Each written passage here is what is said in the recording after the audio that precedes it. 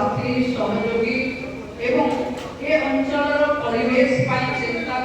सुधीजा माने बंधु माने साथी माने समस्ते जानिछे चाषी को चाष शिखेबा जहा वो अंचल लोक मान को बचई पुनश्च पृथ्वी कहवा से माने प्रत्येक मुहूर्त रे चाष करूवा लोक गोटे चाष सरले आउ गोटे चाष करे किंतु एबे मु पचारुथिली जे पुनश्च पृथ्वी माने एबे परिवेश कारण पृथ्वी विपद रे अछि हमको बुझिबा पड़िबो देशर प्रधानमंत्री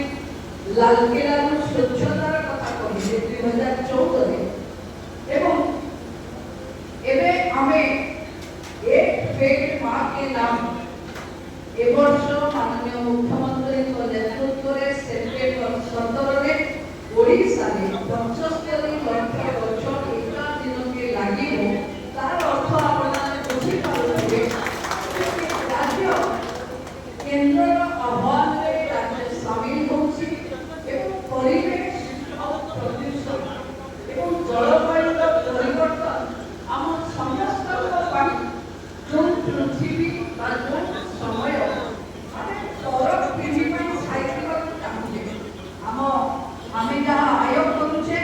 आमे भावुचे आम पिला छात्र पई रखि दिबा आमे जहाँ संचिचे ताकू भी पिला को पई छाड़ी दिबा किंतु पिला को पई यदि एभली एक पृथ्वी छाड़ी दिबा जो कि निश्वास नवा पई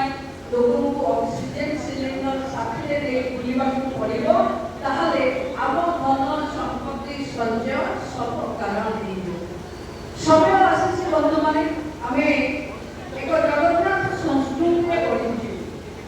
आम ठाकुर लिंब गछरे तयारी हो तार अर्थ हमको वार्ता दियंती जे ठाकुरक पई हो पछे लिंब चारा रोपण करू थाओ कारण को लिंब गछ को दिन दारू भावे उभा हो मां मंगलाचर स्वप्नादेश हबो तेणु आम अंचल रे बहु चारि आड़े आगरे लिंब गछर बहुल रोपण होते আজি हुएत समय क्रमे आधुनिकतारे बढ़िया कारण आमर गछ कटा होची रास्ता होची सही परिमाण रे गछ लगेबा पई जगह नहीं और जो गछ को हम लगौचे मोर मने अछि आम पिला दिने नड़िया गछटा की लगेइथिला पजारिले आम जेजेबी कंकर नथले गछटा की लगेइथिले बोली ताको बापा लगेइथिले कि ताको जेजे लगेइथिले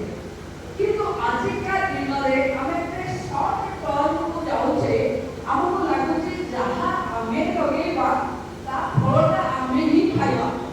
जो गछटा को हमें लगेबा ताको ड्रॉप कर दला छोट रे केंती जल्दी फलिबो ता पई हमें चिंता करूचे वो आपण देखुते ताळ गछ हम अंचल रे प्राय निशुल्क एवं सफल खाई আছে चरचरी বা ঘড়ঘড়ি মরুথিবা লোক ওদের আমন দমরে সবু অধিক কেন আগ লোক মানে পাঠ পড়ি নথিলে একাডেমিক্যালি সার্টিফিকেট নথিলা কিন্তু তাঙ্গ পাখে সে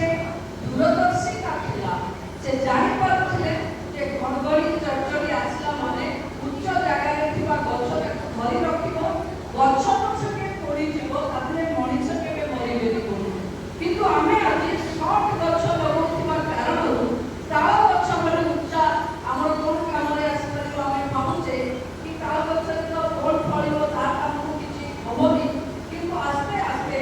ଚରଚରି ଘଡ଼ଘଡ଼ି ଯିଏ ତାଳ ଗଛକୁ ରୋକି ଦିଏ ତାଳ ଗଛ ଯାହାକୁ ରୋକି ଦିଏ ଆଜି ତା ପାଇଁ ମଣିଷ କରୁଛି ଆମେ ଏବେ ଦାନା ବାତ୍ୟାକୁ ଦେଖିଲେ ଦାନା ବାତ୍ୟା ମୋର ଜଣେ आईएएस ऑफिसर जाइले केंद्रापड़ा जिला इंचार्ज रे डीडीटी रो डायरेक्टर मुथि प्रभारी मंत्री साहब को पचार के कोन ना मैडम दाना बात्या देखि तो मानपुर जंगल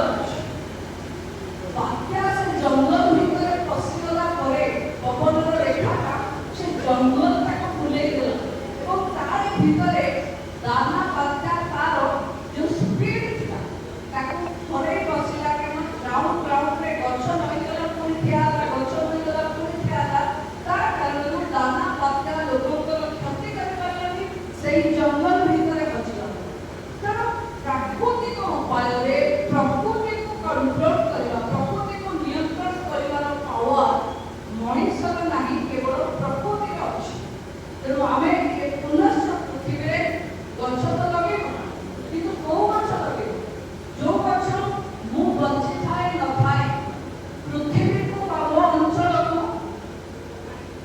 ସୁରକ୍ଷା ଦେବ। କଥାରେ କୁହନ୍ତି ଯେଉଁ ଗଛ ଫଳ ଦେଇପାରିବନି କିନ୍ତୁ ତା ଛାଇରେ ଅନେକ ଲୋକଙ୍କୁ ବାସ ଦେଇପାରିବ, ସେଇଭଳି ଗଛ ଆଗରେ ଦେଖୁଥିଲେ ଆପଣମାନେ ଗୋଟେ ଗାଁ ମୁଣ୍ଡରେ ଗୋଟେ ବହୁତ ବଡ଼ ବରଗଛ ଥିଲା। ଆଉ ସେ ବରଗଛ ମୂଳରେ ଗାଁର ଇଷ୍ଟଦେବୀ ଥିଲେ। ତାର ଅର୍ଥ ଲୋକଙ୍କର ପ୍ରକୃତି ଉପରେ ବିଶ୍ୱାସ ଆଉ ଶକ୍ତି ଉପରେ ବିଶ୍ୱାସ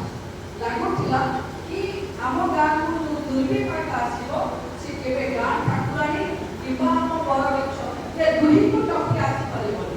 ଆଜି ବନ୍ଧୁମାନେ ଆମ ପାଖେ ସେ ବରଗଛ ନାହିଁ, ଚାହେଁ କୋଉ ବାତ୍ୟାରେ ସେ ପଡ଼ିଲା ବଡ଼ କଥା ନୁହେଁ। ଆମେ ବରଗଛର ଭାବନାଟାକୁ ବୁଝିପାରୁନେ, ଆମେ କେବେ ଲଗଉନେ ସେ ଗଛ ଯିଏ 50 ବର୍ଷ ପରେ 100 ବର୍ଷ ପରେ 200 ବର୍ଷ ପରେ ଯେବେ ଆମେ କେହି ନଥିବା ସେବେ ଆମ ପିଲାଙ୍କୁ ଏକ ସୁରକ୍ଷିତ ବାତାବରଣ ଦଉ। ଏମିତି ଗଛ ଅଛି ଯିଏ ଅଙ୍ଗାରକାମ୍ଳ ଦିଏ, ଅକ୍ସିଜେନ ଦିଏ। ଯଦି ଆମେ ସେ ଗଛକୁ ଲଗେଇବା ନାହିଁ, ଆମେ ଯେଉଁ ପରିମାଣରେ ଆପଣ ଦେଖୁଥିବେ 20 ବର୍ଷ ତଳେ ଯାହା ଘରେ ଗୋଟେ ସ୍କୁଟର ଥିଲା, ଆଜି 4ଟା ସ୍କୁଟର 2ଟା 4 ଚକିଆ ଯାନ ତା ଘରେ ତିଆରି। ଯେଉଁ ପରିମାଣରେ ଧୂଆଁ, ଯେଉଁ ପରିମାଣରେ ବାହାରର ପ୍ରଦୂଷଣ ଆମ ବାୟୁକୁ ପ୍ରଦୂଷିତ କରୁଛି, ଆମକୁ ଦେଖାଯାଉଛି ଏ ପୃଥିବୀରେ ହୁଏତ ଆମେ ବଞ୍ଚିବା ପାଇଁ ସବୁ ଆଧୁନିକ ସରଞ୍ଜାମ ଥାଇପାରେ, କିନ୍ତୁ ପୃଥିବୀରେ ବଞ୍ଚିବା ପାଇଁ ଯେଉଁ ଅମ୍ଳଜାନର ଆବଶ୍ୟକତା ହେବ ଆମ ପିଢ଼ି, ଆମ ଉତ୍ତର ପିଢ଼ିକୁ ସେଇଟା କମି ପଡ଼ିପାରେ। ଆଜି ଆମେ ଚିନ୍ତା କରିବା କଥା। ଆପଣମାନେ ଦେଖୁଥିବେ ଆମ ଅଞ୍ଚଳରେ ଗାଁ ଲୋକଙ୍କ ଘରେ ଏସି ଥିଲା, ଏବେ ପ୍ରାୟ ଯଦି ଘର ଦେଖିବେ ସମସ୍ତଙ୍କ ଘରେ ଏସି। ଇଏ ପୁଣି ବର୍ଷା ଦିନେ ନ ଲାଗିଲେ ଶୋଇ ହୁଏନି। ଇଏ ହେଉଛି ଜଳବାୟୁ ପରିବର୍ତ୍ତନର ଆମକୁ ଇଫେକ୍ଟ। ତେଣୁ ମୁଁ ଭାବୁଛି କନକ ନ୍ୟୁଜ୍ ତାଙ୍କର ଏଡିଟର କନ୍ୟା ମ୍ୟାଡ଼ାମ ଯେ ବହୁତ ଯୁବ ଅବସ୍ଥାରେ ଇଏ ପୃଥିବୀକୁ ଆଉ ଥରେ ଭାବିବା ପାଇଁ, ଏ ପୃଥିବୀକୁ ଆଉ ଥରେ ଯେମିତି ସଂରଚନା କରିବା ପାଇଁ ଯେଉଁମାନେ ଭାବିଥିଲେ, ଆମେ ବି ସେଇଭଳି ଆମ ପିଢ଼ି ପାଇଁ ଭାବିବା ପାଇଁ ଯେଉଁ ପରିବେଶ ଅନୁକୂଳ କାର୍ଯ୍ୟକ୍ରମ କରୁଛନ୍ତି, ମୁଁ ଅନୁରୋଧ କରିବି ଆପଣମାନଙ୍କୁ, ଆପଣମାନେ ବି ମୁଖ୍ୟମନ୍ତ୍ରୀଙ୍କ ଆହ୍ୱାନରେ ସେପ୍ଟେମ୍ବର 17 ତାରିଖରେ ନିଜ ମା ପାଇଁ ଗଛ ତ ଲଗେଇବେ ନିଶ୍ଚିତ, କିନ୍ତୁ ଯେଉଁ ଗଛ ଆପଣଙ୍କ ଗାଁକୁ, ସାହିକୁ, ପରିବାରକୁ ବର୍ଷ ବର୍ଷ ଧରି ସୁରକ୍ଷା ଦେବ, ସେଭଳି ସରକାରୀ ଜାଗାରେ ସେ ବଡ଼ ଗଛକୁ ଆପଣମାନେ ଲଗେଇବାର ପ୍ରୟାସ କରନ୍ତୁ। କାରଣ ସବୁ ଗଛରେ, ସବୁ ଜାଗାରେ, ସବୁ ଗଛରେ ଫଳ ହେବନି କି ତାକୁ ଖାଇ ହେବନି କିମ୍ବା ସବୁ ଜାଗାରେ ଘର କରି ରହି ହେବନି। ଏ ଦୁଇଟି ଜିନିଷକୁ ନିଜର ମୂଳମନ୍ତ୍ର କରି ଭାବିବା ଦରକାର। ତେଣୁ ପୁଣି ଥରେ ମୋ ଅଞ୍ଚଳରେ କନକ ନ୍ୟୁଜ୍ର ଏ ପ୍ରଭାବ ବା ଏ ପରିବେଶ ଅନୁକୂଳ କାର୍ଯ୍ୟକ୍ରମକୁ ମୋତେ ଡାକିଥିବାରୁ ମୁଁ କାଲି ଯେତେବେଳେ କେନ୍ଦୁଝରରେ ଥିଲି, ଏଡିଟର ତାଙ୍କର ମୋତେ ଫୋନ୍ କଲେ, ମୁଁ ଆପଣଙ୍କର ରୁଟିନ୍ ଦେଖିଲି, ଆପଣ କନଫରେନ୍ସ ଯାଉଛନ୍ତି, ଯଦି ଯାଉଛନ୍ତି ଟିକେ ଆମ କାର୍ଯ୍ୟକ୍ରମରେ ଆପଣମାନେ ସାମିଲ ହେବେ। ମୁଁ ସେଇଠୁ ତୁରନ୍ତ ଭାବେ ତା ନେକ୍ସଟ କଲ୍ ଅଜୟର ଦେଖିଲି, ତାପରେ ମୁଁ ଜାଣିଲି କି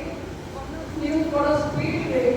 ତାର ଫିଲ୍ଡକୁ ଖବର ଦେଇପାରୁଛି। ତେଣୁ ମୁଁ ଆଜି ମୋତେ ସୁଯୋଗ ଆପଣମାନେ ଦେଇଥିବା କାରଣରୁ